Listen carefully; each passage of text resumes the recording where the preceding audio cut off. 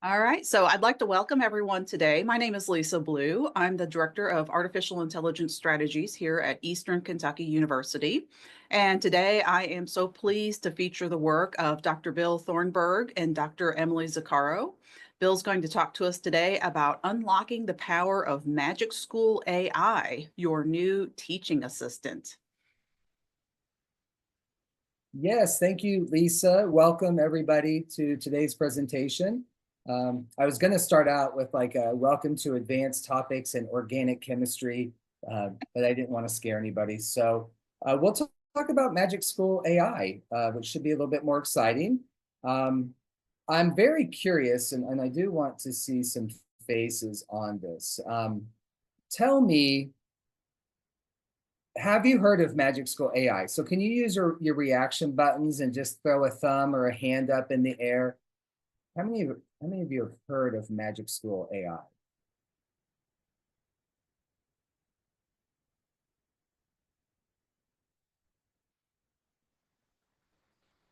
Okay, I see lots of thumbs. That's good. Now, follow-up question.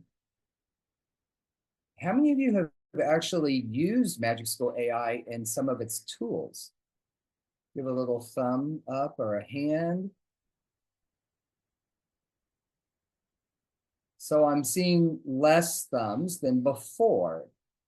Julia with a hard thumbs down on that question.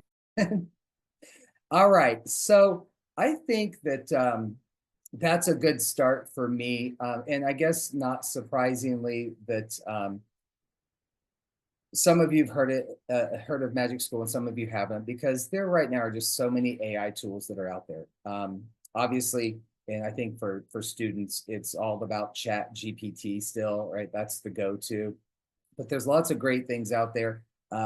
Outside of Magic School AI, I think the one I use the most would be Diffit, Diffit. I think that's a really great tool.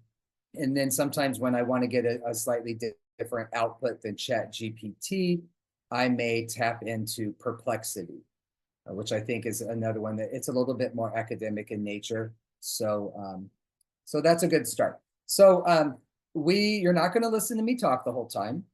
This is more of a workshop feel. So I hope that you are prepared to create an account and to log in and to play, and sandbox a little bit with some of the tools. But, I want to run through just a couple of things about Magic School, and then I'll show you, run you through some of the features of that tool. But it's really been revolutionary, I think, specifically for teachers. Chat GPT and things of that nature have been good for broadly, for anyone in any type of career. But Magic School really is directed at people who are forward facing in the world of education, from kindergarten, definitely through grade 12, but they are working. And as you look at differentiating your materials to the university level. Before many of you jumped on, I was talking to Lisa about Magic School starting a university hub. So this is on the radar. This is something that they're going to be, I think, rolling out slowly over time to make sure that it is usable and focused for K through university.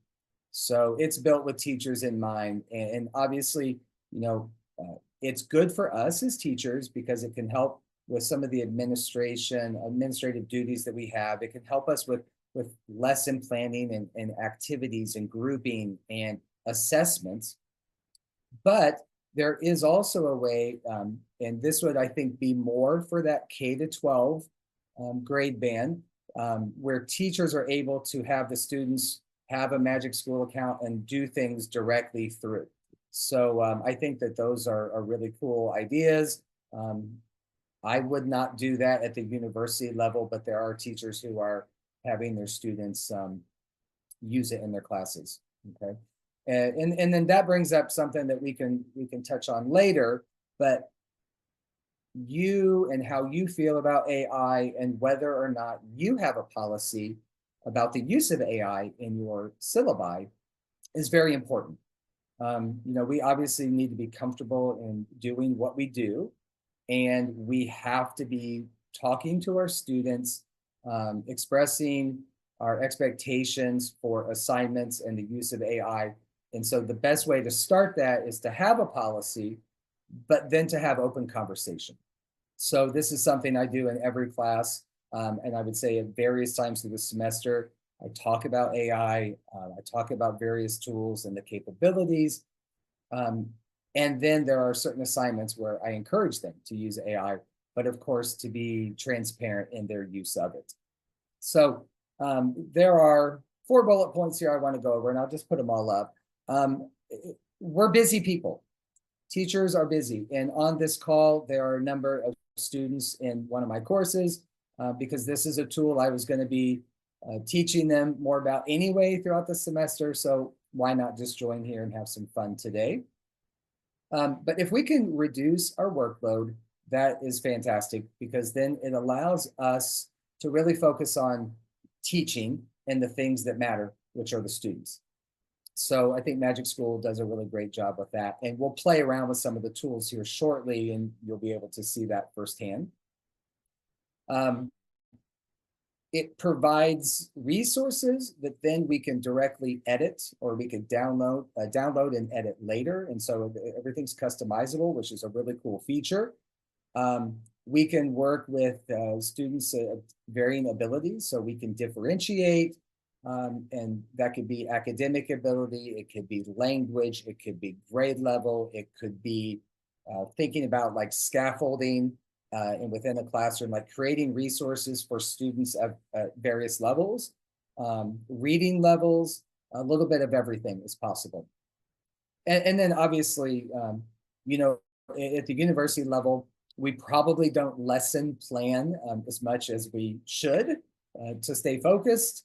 But for any teacher, K-12, that is working on lesson plans and having to submit lesson plans to department chairs or administration, that can be a very time-consuming thing. So why not use a tool like Magic School to create the lesson, and then we review it, we revise it, we tailor it to our needs and to the needs of our students. And so we will play with lesson creation today. So what I want to do is start off with kind of a whole group discussion. So be mindful of the number of people, and maybe we can reduce the amount of over talking. But rather than going into breakout groups right off the bat, I just want to ask you this question. So think about this for a moment and let us know, right? So just come off of mute and share. What are your biggest time constraints in your preparation for courses? And I'd just like to hear from a handful of you. Coming up with in-class activities to engage the students. Great. Student engagement, right? Trying to figure out ways to engage with them. Super important, and not always the easiest thing to come up with. Okay, that's a great start. Thank you.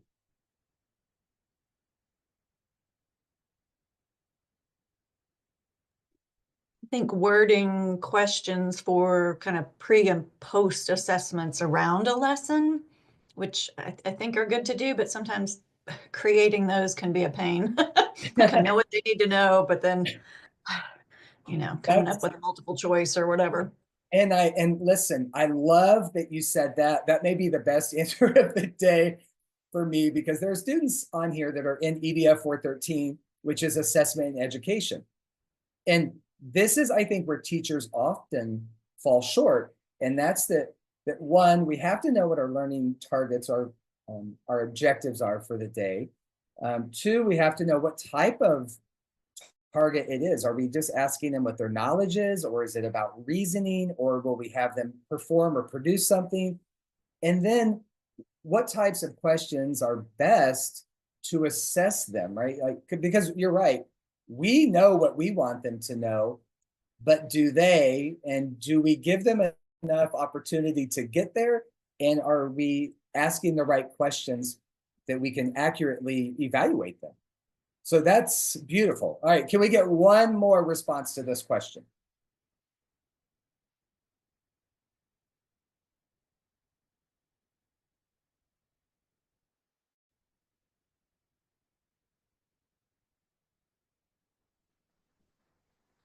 Tough crowd here. This is when it'd be helpful if you could throw candy out to the crowd for responses. Yeah. Come on now. Let's get one more. I think the two answers were really, really good ones. And for me, it's also finding assignments that motivate the students. Sometimes I have a good question, but then they gave me the answer, and then sometimes I struggle to keep the conversation going, and then make the conversation relevant to whatever they are studying, or how they can put it in practice, like in real life situations.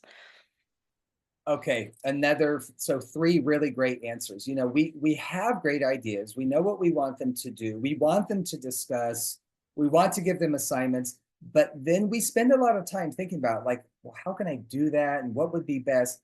Well, I mean, wouldn't it be great if we could throw our ideas into Magic School or an AI tool and say, give me some ideas of how I can do this, and engage the students and keep the conversations going, and to build knowledge and collaboration, right? So eliminate the time that we're thinking about it, because we already have it here.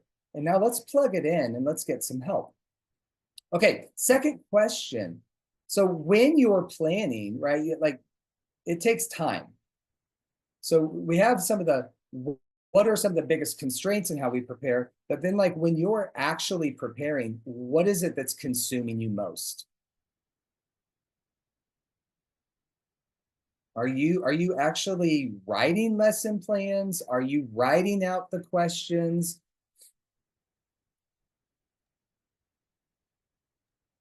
I think that's kind of what I was saying the first time, is like, I want to do an in-class activity. What does that look like? Mm-hmm. And trying to find somebody that's done something similar takes a lot of time, or trying to write it yourself takes a lot of time. Yeah. Okay, good. And someone else tried to get in there as well, so go ahead. We use a lot of case studies, and I think, and that takes time to come up with case studies and like better. Yeah, case studies. Yeah, case studies can be such a great way, and we heard an answer on the first one, but such a great way to help students link content to real-world application. But to come up with a case study could be difficult. Maybe what you see in a textbook, yeah, it's okay, not great. So AI can actually help you to come up with case studies that are more relevant to you in your class. Any other thoughts on that one before we move to the next question? I don't know if it's relevant here, but as a lecturer, I teach 5 courses a semester, and I'm looking at the question of consuming my planning time, and frankly, grading consume much of my planning time, and just providing feedback. Okay, thank you so much, because that will segue in a couple of slides to feedback. Grading is always a concern. I talk to my own students about this, like, be careful how much work you assign, because it could end up drowning you. But then not just grading, right? Because there could be a lot of just checkmark grading and completion grading, but it's when we need to and want to provide feedback to students, that written feedback. There's always this, I think, fine line between how much do I provide, how much time do I spend on it? But if you're teaching 5 sections and maybe 20 students per section, that's 100 students of feedback. And if you're spending even just 3 to 5 minutes with each one, that is a lot of time. So I will show you how Magic School, and I'll use my own example from a course and an introduction, so you can watch it rip me apart on feedback for how I wrote it.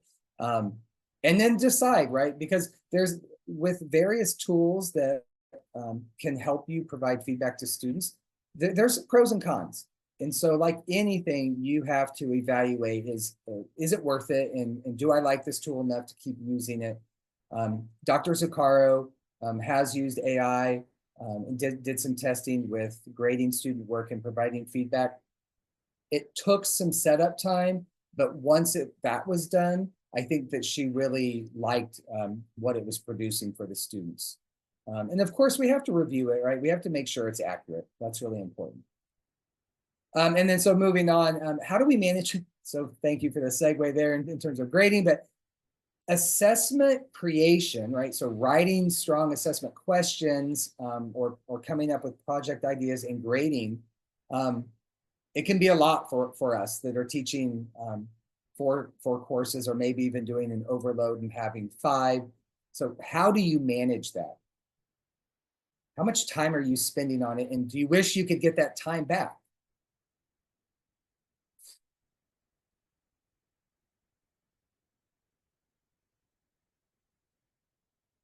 So how much time do you think you spend on grading per week on average? Too much time.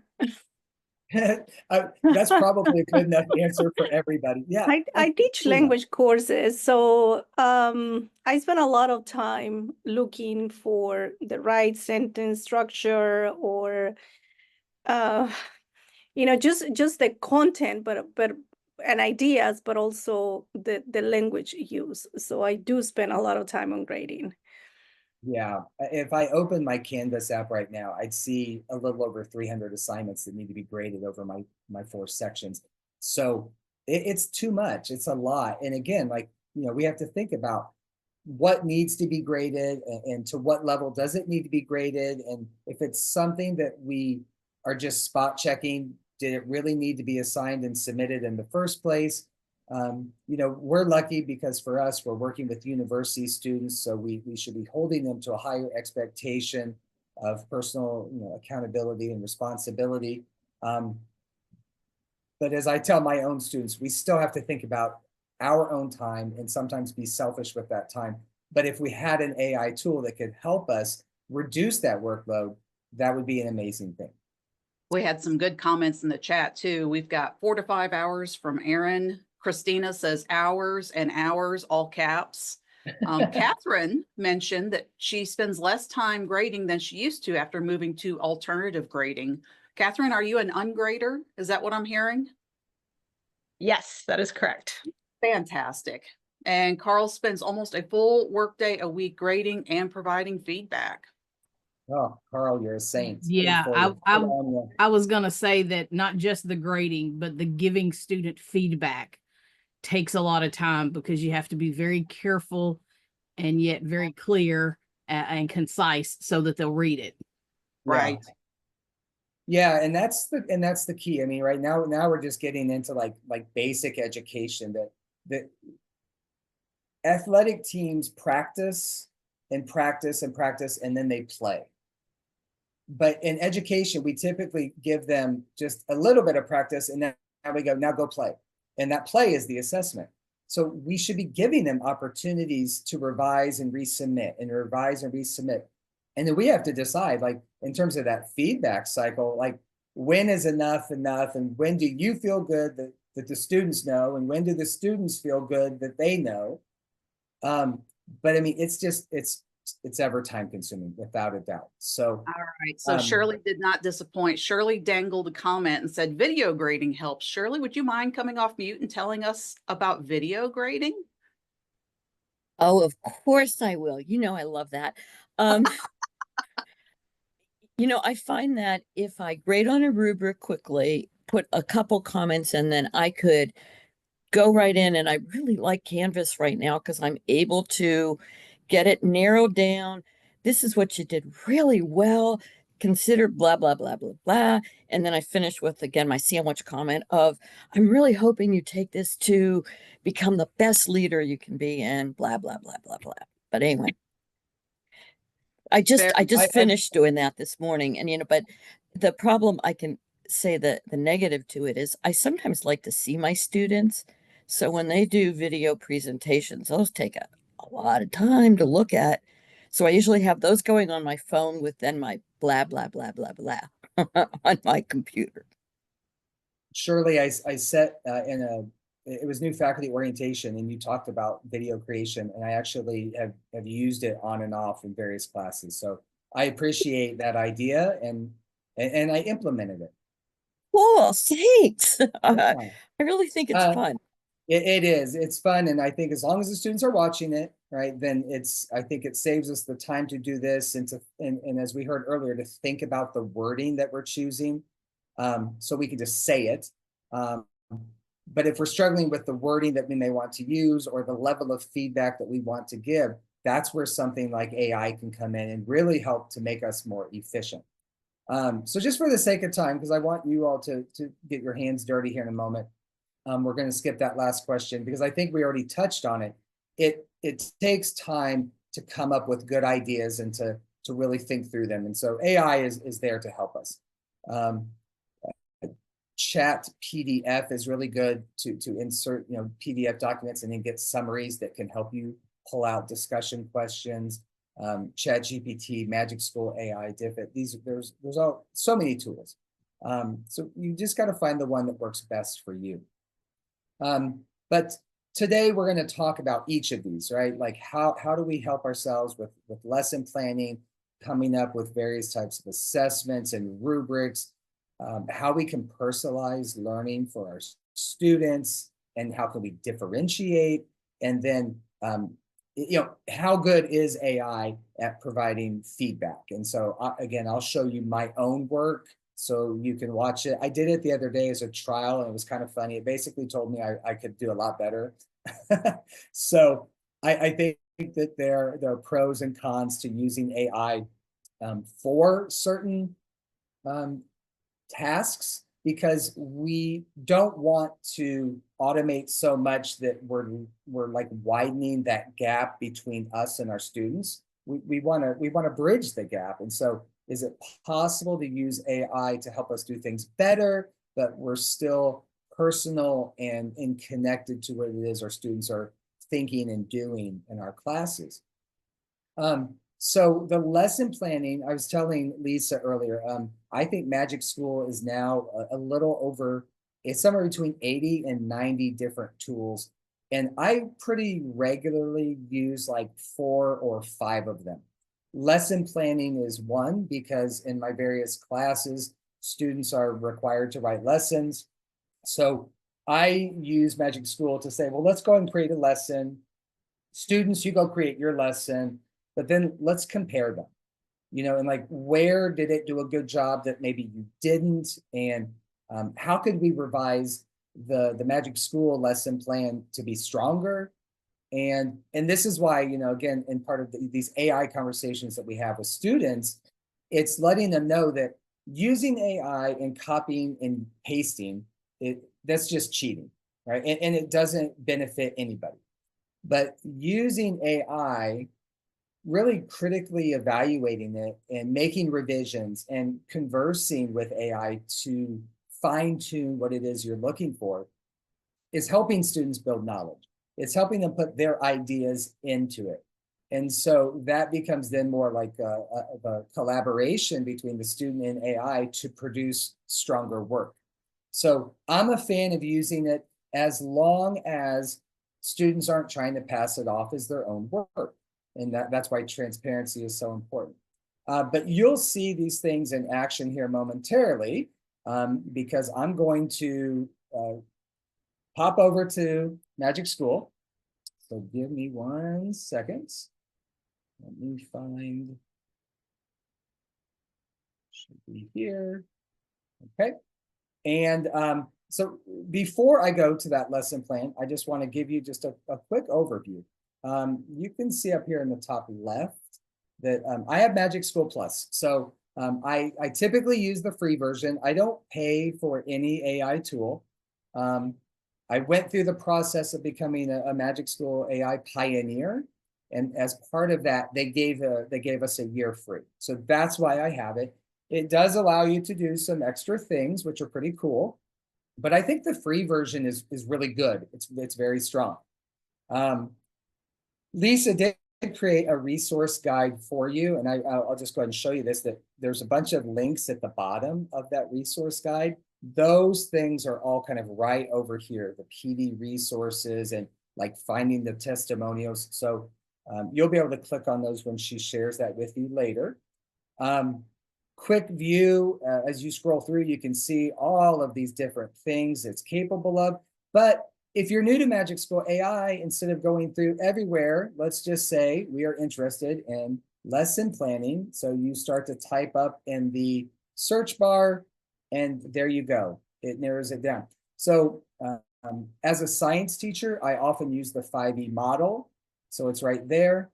If I click that, it will put it in my favorites, which will show up at the top. But today, we're going to just click on the lesson plan. And because it was a comment earlier about trying to engage with the students and really generate discussion, I mean, look at this. Are you looking for a lesson hook? Maybe that's going to be a helpful tool for you. All right, so we'll start with the lesson plan. And because it's what I know best, we're going to go with a science topic. And with it being live, we never know how long it's going to take with the technology to load. There we go. Okay, you can choose your grade level here. Okay, I'm going to choose this for a 10th grade chemistry class, and I'll say the topic is chemical reactions. And I'm not going to add a lot of detail because I want to get through this fast so you can play. You can add a lot of information there. You can click the little paper clip. You can actually, if you have your standards or your objectives written, you can upload them directly. But I'm going to say students will be able to differentiate between the various types of chemical reactions. Okay, that's a kind of a normal 10th grade chemistry objective. At this point, I'll say additional criteria. Of course, it's lagging a little bit. Additional criteria, I'm going to ask it to include a starting discussion prompt. I'm going to ask it to include, let's include a lab activity and include a final short assessment. Okay, and again, and I would actually encourage you to be much more detailed here. I'm just going to put in some basics and standards. I'll go ahead and I'll just say, let's align them to the next generation science standards. And then I generate.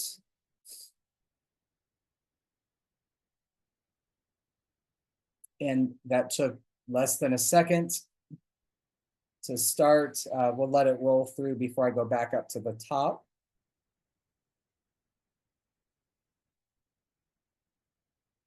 Okay. So there's the objective I put in. Okay. And if I wanted to, I could go back and go, that's not quite what I wanted. I could edit the prompt. I should spend time again, like critically evaluating, is this, do I want them to do a quiz at the end? You know, and if I like it, okay, multiple choice and short answer. I'll take that idea and I could go use a different tool to create that assessment. It's highlighting some of the key points. Now, again, remember, I didn't tell it any of these types of reactions, but there they are. It's giving you the indicators, so things that students should look for. It's talking about the importance of balancing those equations. And then what's always important is real world application. There's my opening prompt, which is more of an everyday thing that students may already have an idea about: vinegar and baking soda, guided practice, independent practice. So like first glance, it looks reasonable, right? And then homework, assign them to do some research and write a short paragraph, all good. Okay, so here's what I want you to do is, let me go back to this, is I want to give you time, right? So if you do not have a Magic School account, create one. If you want to do it through email, that's fine. If you want to just connect it to your Google, it gives you some options. But go to Magic School AI, create an account, and play with the lesson plan feature. Okay, I'm gonna stay here. If just mute yourself, but let's go till 11:10. And if you need a couple extra minutes, we could go to 11:15. But I'd like to see you play with this and then just get some quick thoughts on what you think about the lesson planning feature. And if you have any questions, feel free to just come off of mute and ask me.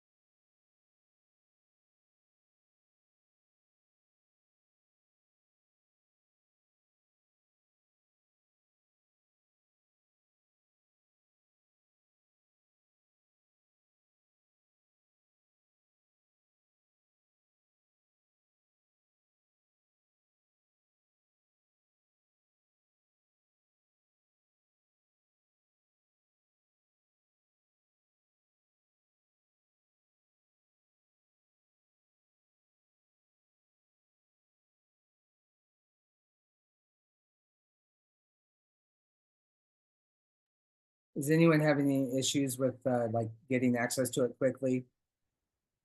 Whether you signed up via email or you just like linked to Google. I signed up via email and I've already got it confirmed and I've already got my lesson plan going. So it's all working really fast. Beautiful. Okay. I know I wish it was going to be the same for everyone, but unfortunately it probably won't be. I think my spam filter is like working overtime here because I don't have a confirmation yet, but that's okay. So if you were able, and I'll just go ahead and just talk a little bit while you're playing. You know, at Lisa and I were talking when we jumped on earlier, and it was just like I am not speaking on behalf of Eastern Kentucky. I'm speaking personally for Bill Thornburgh that this is an AI tool that I really like. I think it's useful in so many ways, but we have to, you know, individually, we all have to make decisions about what tool or tools are going to be best for us. Lisa's in a very different position because like her entire job is AI. So she's probably playing with, you know, 100 different tools at the same time. But for most of us, you know, I would say encourage you, like, focus on just one or two, get comfortable, see how it works. And then if you feel really good and confident, add another tool. But I think we should not overwhelm ourselves with like, because there are new AI tools coming out daily. And so we need, and I'd say many daily. So we really just need to kind of find our little niche, our little comfort zone. And I think as teachers or future teachers, for some of the people in the room, I think that this is a good one. You know, so I promote it. I really like it. And as we kind of work through some more of the tools and you sandbox yourself, you'll see that it's pretty amazing. And really what's so amazing about it, right, is not just the quality of the output, but just how fast it works. So if you're inexperienced with AI and you're doing this, you know, it's probably mind-blowing.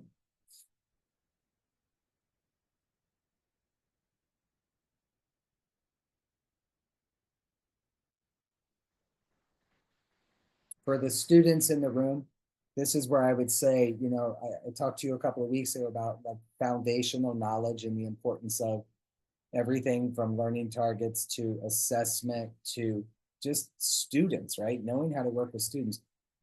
You should never just plug and chug and take it and use it. You should always be evaluating it for correctness and accuracy.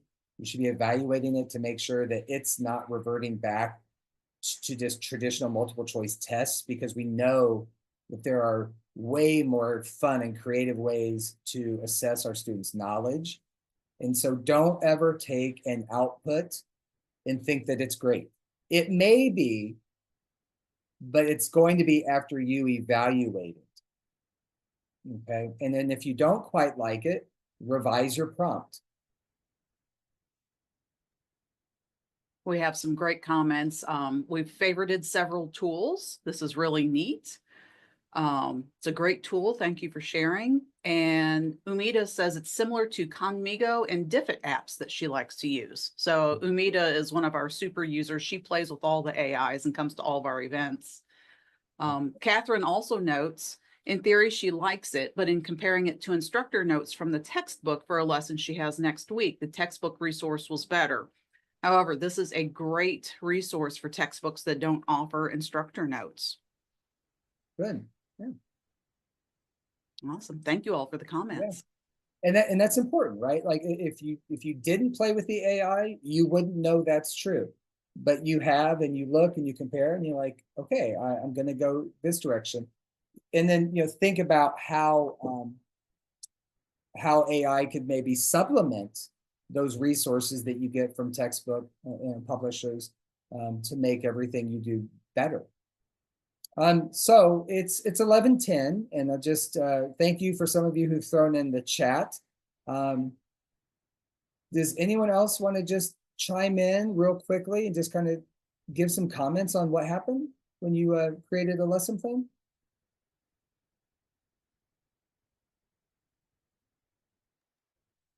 I'll jump in. So I'm not a typical professor or teacher. I'm currently working on my dissertation, so I'd rather talk than type because, quite frankly, I'm tired of typing.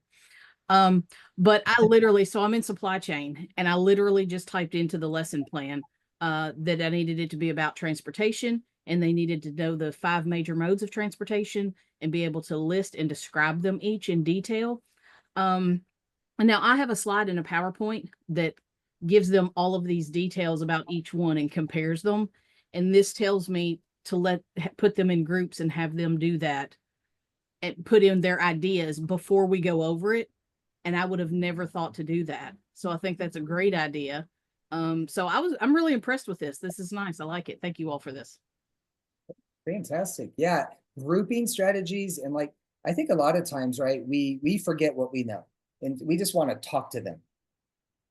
And we've got to kind of like rewind and go, okay, I was in that seat once. I didn't know that answer once. And you have to try to come up with ways. In science, we use a term. It's called activity before concept and concept before vocabulary. So we should never just be introducing our students to things that they don't know. We should be trying to link it to real world application, to having them think about it, to learn it conceptually. And then we say, oh, by the way, that's called, and we apply the vocabulary term to it. So, and then grouping strategies, right? I think sometimes teachers struggle with how to group appropriately. There's a lot of different reasons of why we do and how we should. But I think AI can help us with that. So I'm glad that yours picked up on it. Okay, can we get one more? Does anyone else want to share what they saw, what they think? I would like to share, as a pre-service teacher, I like that it provided student misconceptions that they might have, because right now I'm not sure how my students are what they already know and what they don't. So I like that it gave me that, because I used it for the lesson that I'm going to be teaching in my clinical placement. And it gave me an insight that I hadn't even thought about. So I like to see that to see what my students might get confused about. Great. And misconceptions are so important in education. Right? We need to know what they are so we can address them. And then Erin, you wanted to share, and we'll end with you. So end us on a high note. Well, I'm the opposite of our wonderful pre-service. I've taught like 25, 30 years. I don't know now. And I like AI because it's helping me kind of refresh what I'm doing. I've done it the same way, and sometimes I forget because, like, did I tell this group this already? Although that was last year. Wait a minute. So I'm trying to use it to keep things fresh and new, and I like that. Feels good. Good. Yeah, I think it can really help us to just up our game, right? To make sure that we're like staying current and we're using best practices in teaching. So thank you for sharing. So we'll move on now to assessment creation and rubrics. So MagicSchoolAI is able to create various types of assessments and assignments to provide for our students and to evaluate their understanding. It allows us to differentiate and allows us to scaffold, which is pretty amazing. If you're very specific with like a certain set of standards that you use, it can align the assessments to those standards and to any objectives that you write.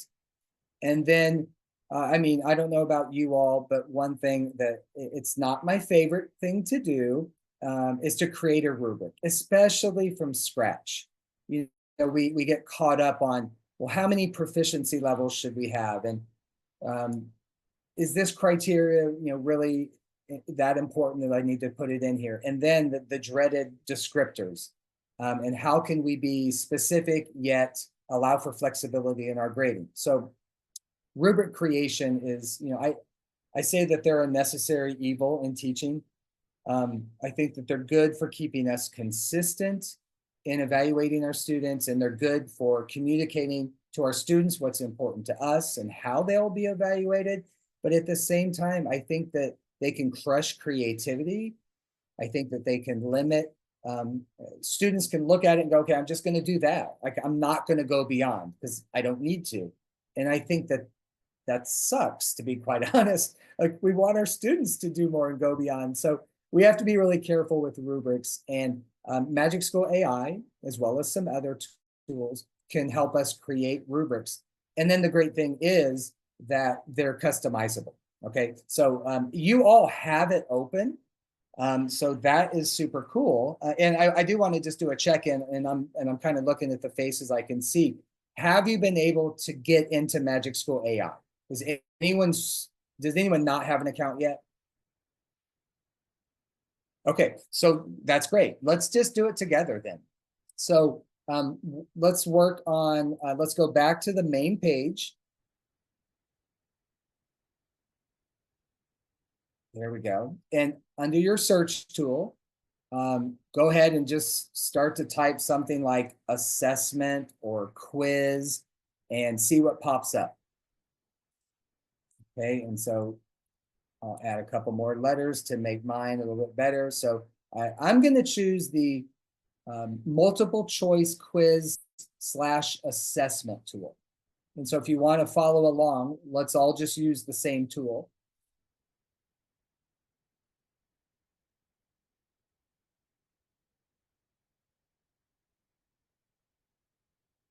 I think I'm a little slow today, so some of you are probably ahead of me.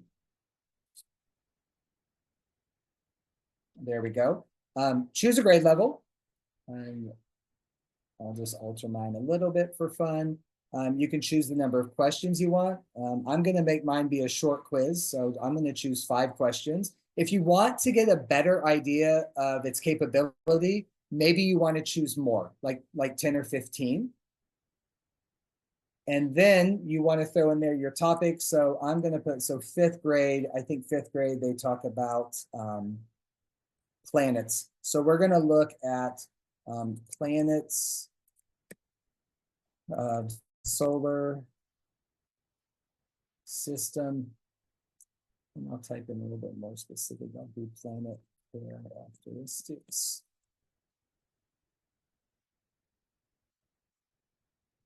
Okay, and then I'm going to add to it,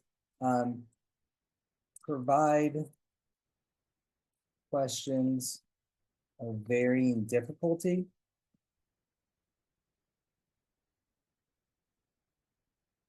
And then I'm just going to do a quick generate. So if you're watching me, you can see. But there's my 5 questions plus my answer key. Okay.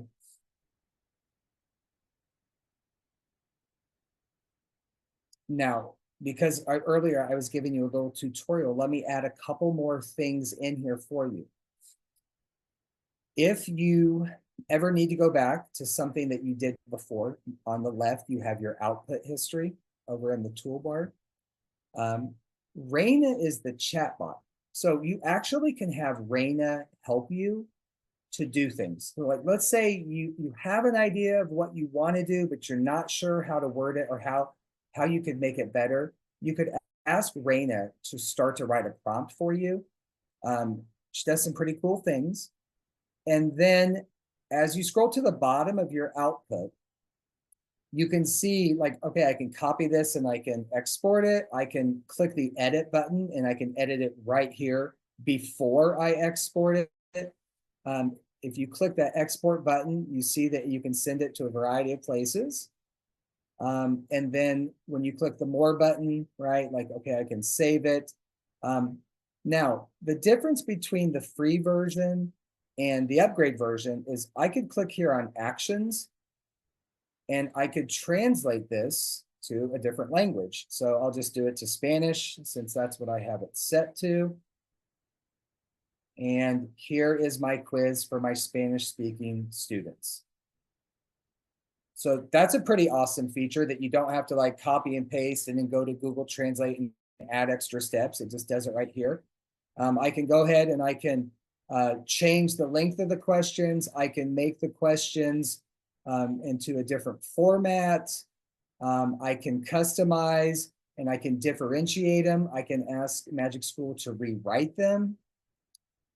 Or I can add additional information, right? So let's say, let me see, let me pop back up here. No, I'll go ahead and keep it in Spanish because it's going to do the same thing. Is maybe I'm just going to say like, give me some help because maybe that's not enough. So what other topics should I cover? And then it gives me some recommendation, right? And so this is pretty amazing because it's pulling from all of the data that's out there at the 5th grade level. And it's asking me to consider these other topics, and that I may want to add these. So maybe now I could say, and let's see if this works live. Good idea. Include 2 additional questions on moon phases and eclipses. And maybe I'll make it 4, okay? And then let's send it.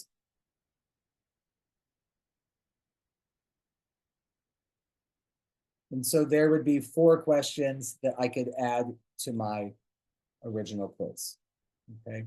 And it's really great because it gives extension activities, key vocabulary, and then it gives me some ideas for what I may want to do, right? And when you look at the ideas, and so this is where, especially with my pre-service teachers, I would say, look at the teaching tips, okay?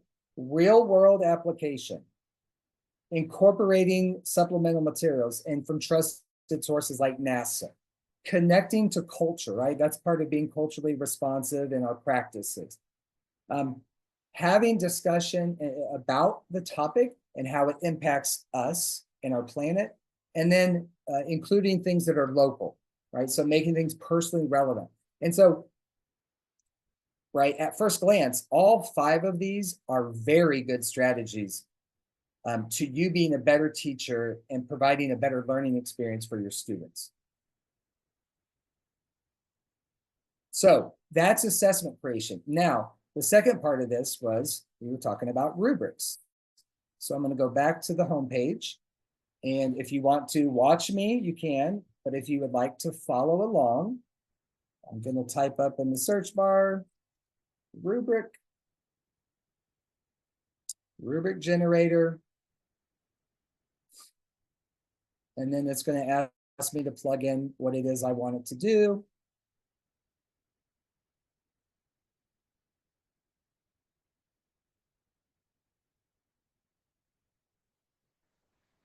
And I'll go ahead and I'll keep it 5th grade level.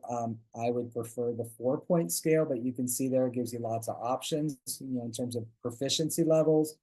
I'll add in moon phases, planets, and solar system. But again, pulling directly maybe from a next generation science standard or directly from the objective I write for my students, I would insert that in here. So the more specific you are, the better the output will be.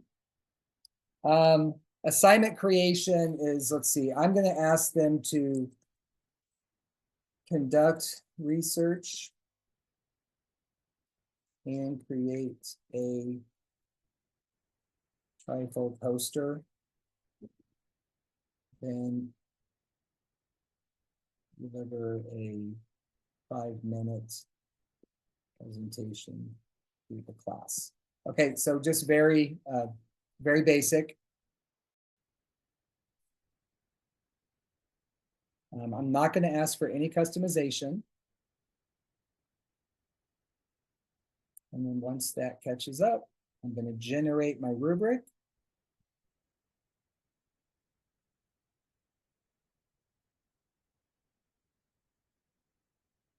Voila, there it is. Okay.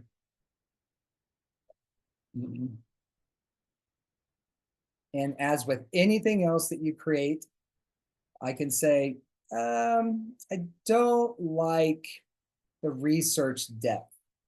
So I click the edit button and I can come right in here and I can customize.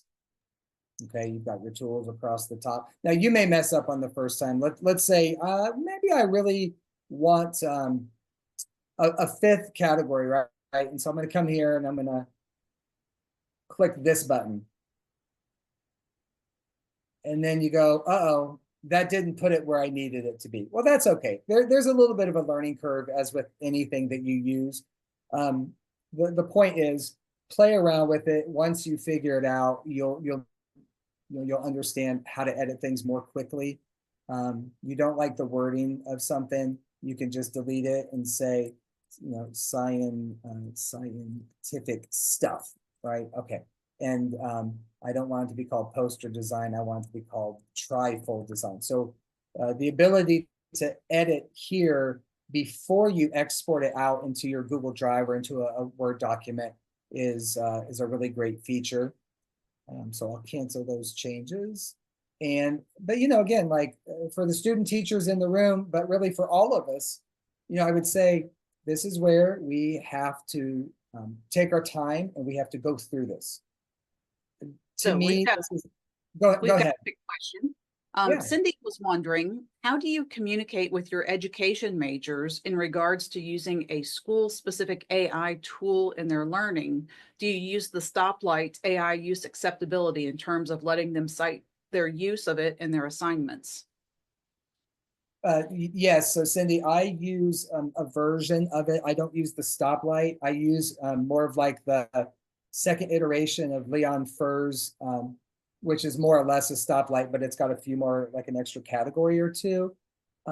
When I tell them that they can use AI, and of course they follow my syllabus policy, I want them to be transparent. I want them to tell me what their prompt was.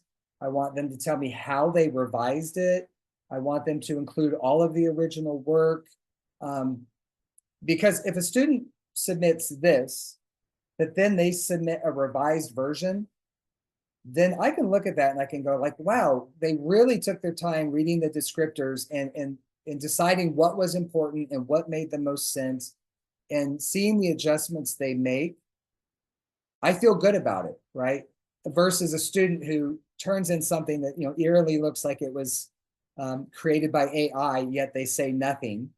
That gives me an uneasy feeling. So I do talk to them about the levels of use, from kind of like open, use it how you want, to do not use it at all, the red light. But I do use that, and I have that as part of my, like, any class I teach where I talk about AI and I have an AI assignment, I show them that scale.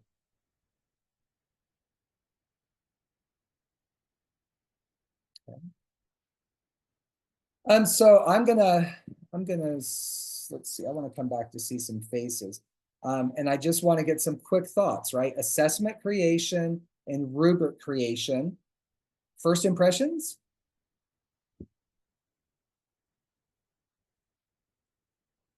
I'm also a pre-service teacher, and I feel like I'm not confident in my rubric creation skills. So I think this will be like a really good starting off place for me when I'm doing my lessons and stuff. Yeah. And I think, Morgan, it's a time, obviously it's a time saver, but it's also an idea generator.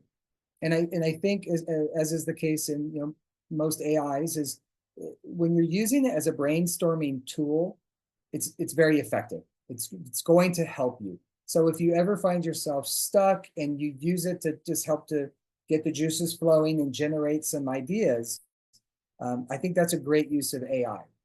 But rubric creation can be tough, and pre-service teachers, right? And we've all been through the program, and some of us are currently in the program. We have to feel the productive struggle of doing these things on our own and learning how to do them. And then after you've developed the skill set, then you can move on to use AI to help you be more efficient in what you do. And Teresa, I can see you found the dad jokes feature. That's great. Anyone else want to comment on assessment creation or rubrics? I've used some other AI to try and make rubrics, and this is, it's a too much information is what I get. And so what I'm seeing here does give more of that freedom, I guess. I don't know if that's making sense. Like, it was just too much what other programs have given me and what I've seen you create. Yeah, no, I agree, Catherine, because I've used others as well. And one thing, even for me with MagicSchoolAI, is I still think sometimes they give too many criteria. I think if you're getting above 5 criteria, it's starting to get like, that's could be a little bit too much. And so even with that very basic information I inserted and it gave that many, I probably would have tried to combine or just eliminate and really focus on the most important things. So, but I would encourage all of you, like Catherine, right? Like play around. I mean, ChatGPT can create a rubric for you as well. It may not do it in the same format, but it'll do it a little differently, and then just do a comparison. But I think with Magic School being so tied in and designed for education, it should be producing better tools for us than some of the others. All right, so we are through assessments and rubrics, and we've got just under 30 minutes. And so what I want to tap into now, and this is where you're going to see another tool. And I'm going to use on this one worksheet generator, because I think it will allow me to show you all of the things it's able to do in terms of personalized learning.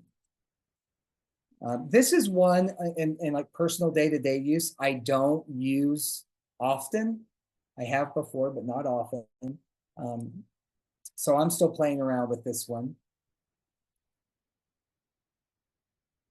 But again, in terms of personalized learning, like we're talking about differentiating, adapting to student levels, scaffolding, alternate explanations. Let's try university level. And let's choose a topic. I'm okay actually with World War II. So the topic is World War II. Let's generate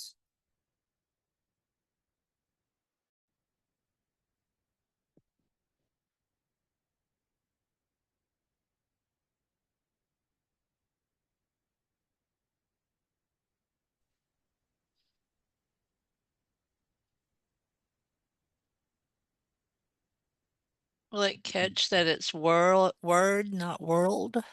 Thank you. I was going to say, I was just about ready to say, you guys are seeing my typing right now. This is making me nervous. Okay, an assignment World War II, including the geography, the countries and leaders, outcomes. And then I'm going to add in and include any, let's see, this is not my area of specialty, any alternative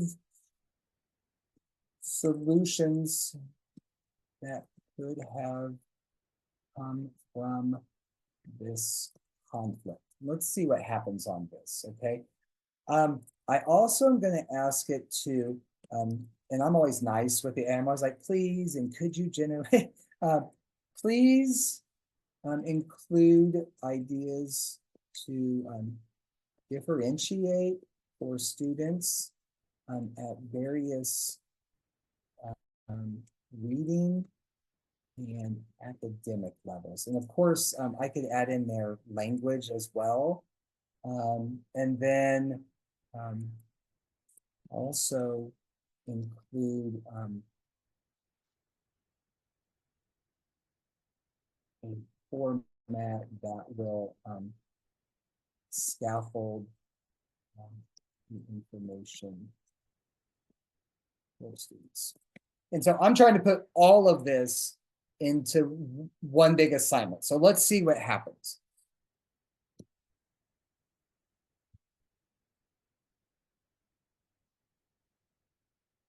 Now this turned it into, even though I asked it for a worksheet, and it's probably because of the way I wrote it, but this starts us off with, okay, well, here's a little blurb about, and again, I would say, okay, for all my history people out there, read this and make sure that it's accurate. It gives us now different ideas for assessment methods. There's still selected response here, fill in the blank, because we have a word bank, selected response and multiple choice. By the way, for our pre-service teachers in room, you can see, choose the correct answer from, right? It's always good to have just a little blurb with instructions for each section. So that's good. But then it does open it up and it gives us some constructed response questions, open-ended. So this is really great. And we're talking about discussion and evaluating and analyzing. So we've gone up towards the top of Bloom's taxonomy. So we're not just sticking at like low level knowledge questions. Of course, an answer key is great, so we don't have to go back and do it ourselves, but we should check for accuracy. And then, okay, I'm not quite happy. So I'm going to click this button. What alternative solutions do you think could have been?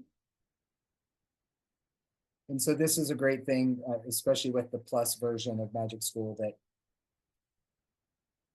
we definitely could turn this into like classroom discussion, or maybe even some kind of debate for like the level of enforcement for the Treaty of Versailles. We could have them do some research projects on any of these topics. We could set up stations around the room. And so if we like this idea, we could say, okay, give me ideas on how I could use these 5 alternative solutions to engage with students. And let's just see what happens if we do that. Provide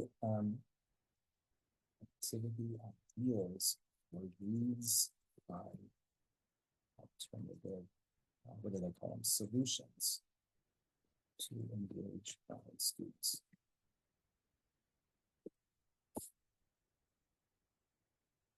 And so even though we started out, we're still in this worksheet generator, we can still keep interacting. And now it's not about worksheets at all, right? And so, I mean, there you go. There's a debate, there's role playing, there's research. And so it just continues to give ideas that could really make our classrooms more student-centered and help us to, I think, to be perceived as a more effective teacher, and to help the students to learn the content better. And so going back to the top where we started, and again, like, I got away from this because we were playing, but if you look at, here are these 5 different things of how we can personalize learning, all of those things were just done, right, by just a little bit of interaction with the AI. Okay, now this is going to be the last thing I do, and then we're going to end by playing, okay? And this is where you're going to see how it can be used to provide feedback. So for a number of you that mentioned how much time you spend with student feedback, whether it's written or recorded video messages, Magic School AI can help us do these things. And so, all right, here we go. I'm going to copy part of this first so you can see.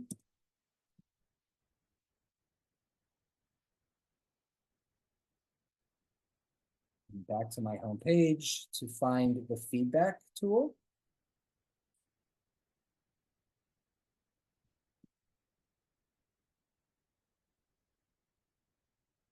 And I'm going to use the writing feedback tool. Now, what this is, I didn't want to use any student work for privacy issues. So I just pulled something for me. This was, every class I teach, I have some sort of introductory prompt. So university level, oh, look at this. So it kept it in there. The menu should include these questions. Feel free to add anything else. So whatever your assignment is, you copy it and you paste it into here. Or you click the little microphone and you talk into it. So Shirley may like that. And then what type of feedback do you want? So I always want to try to be positive, but at the same time, like, where may they be falling short, right? So I include that little bit. So if I then, here's my little response, because I like students to know who I am, especially when it's online asynchronous. I'll pop that right in here. And then here we go. This is a tool that I never use. But after seeing this, I can see myself using it in a couple of instances in 1 or 2 of my classes. Okay. So here's feedback for Dr. Thornburgh. Some areas of strength, areas of growth, and then it's evaluating my writing. So I'll leave that there for a moment so you can read it. And while you're reading it, I'd like you to think about, like, could this be a tool that'd be useful for you?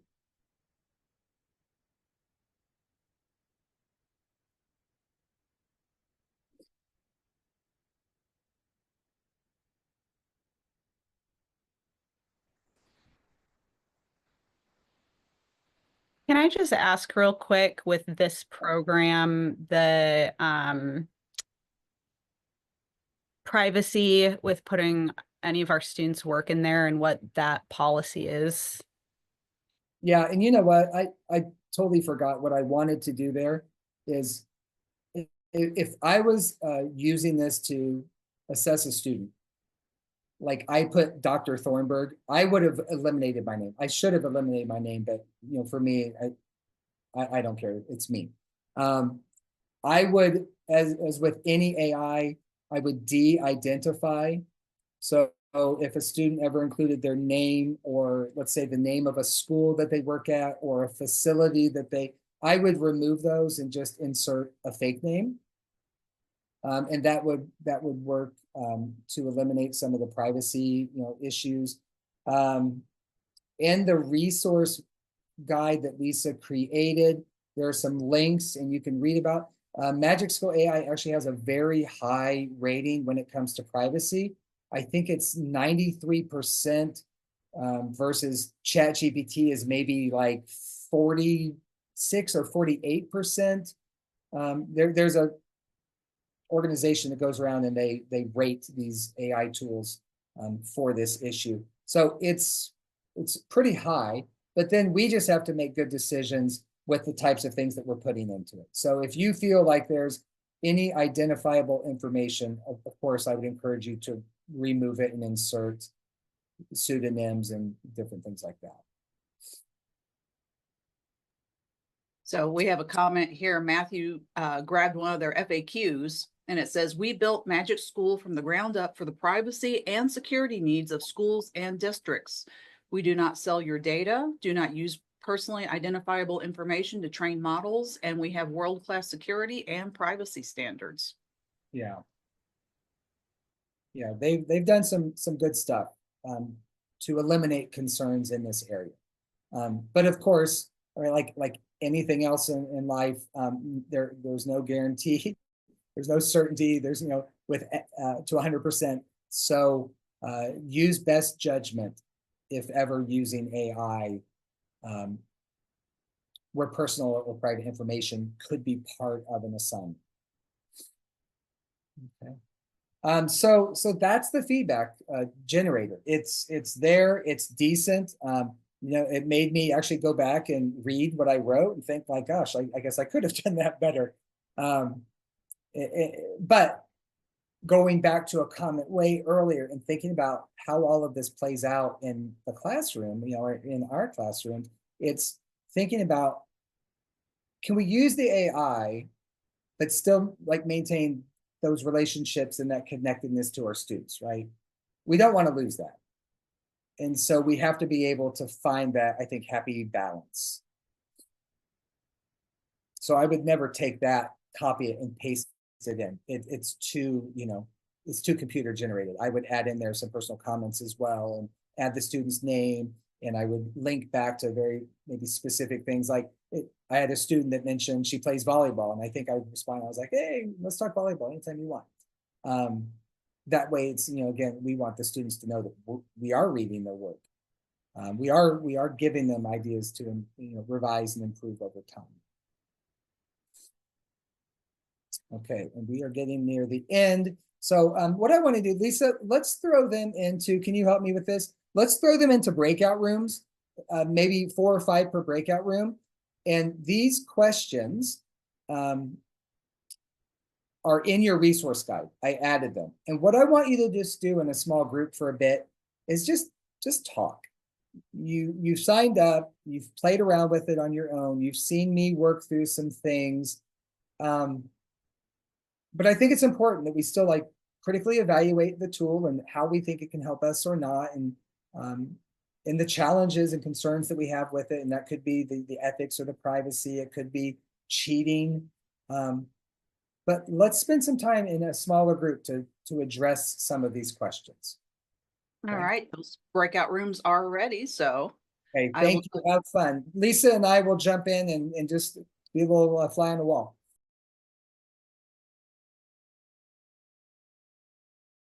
As everyone's making their way back in, I hope that you have learned learned something new today, right? This may have been the worst thing ever, but if you walk away and you picked up one new thing, then that's a success. So just in the last couple of minutes, does anyone want to share like any big revelation, any major concern that came out of your small group? And I know that was quick, but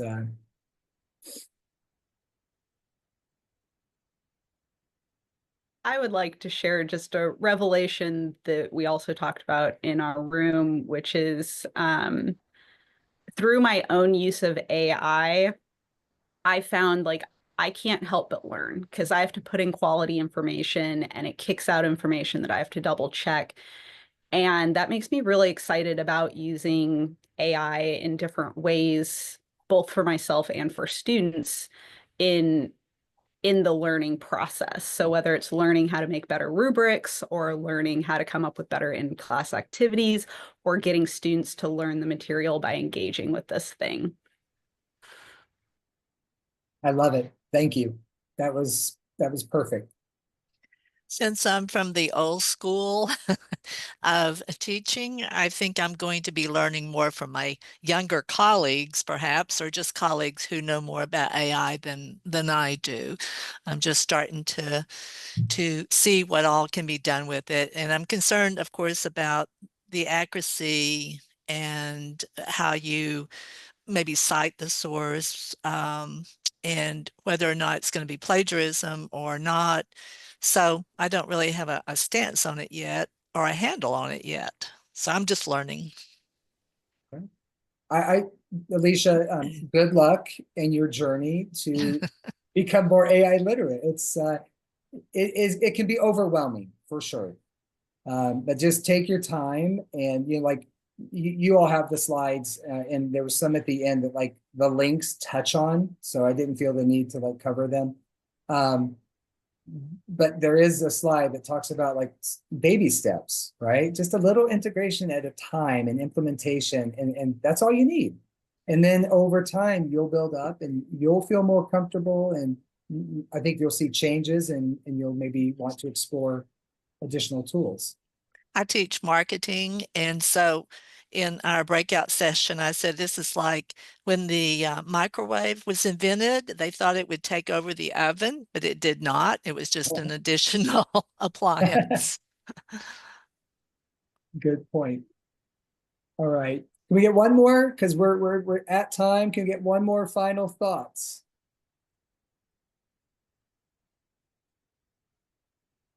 I'd just like to mention I was in a breakout room with two of your wonderful teacher prep students. They were awesome. And I encourage them not to be shy, to share this technology with their observing teachers, or when they start student teaching. There's nothing wrong with that. It's okay. And I was working on de-identifying a large teacher prep grant at my institution. And that's the huge positive qualitative statements we heard from veteran teachers involved in the program. I learned so much from the teacher education students. So please encourage your new junior teachers to tell you that this is okay. Don't back off. That's great advice. Thank you, Michelle. Well, you all, we're at time. Thank you so much for being here and for entertaining my questions and my long wait time, pulling teeth to get you to talk. I hope that you picked up some good stuff. If you ever have questions about Magic School AI, feel free to reach out to me or to Dr. Zuccaro. We love to talk about it and work with AI, and we would love to help you out. So thank you so much. And I just want to say we appreciate you sharing 90 minutes of your time with us today. As soon as I have a chance to clean up this video, process it, and get it posted, I will send out a link to the recording, and feel free to share it with your colleagues. Thank you. You're very welcome. You all have a fantastic day. Have a great day. Have a great weekend.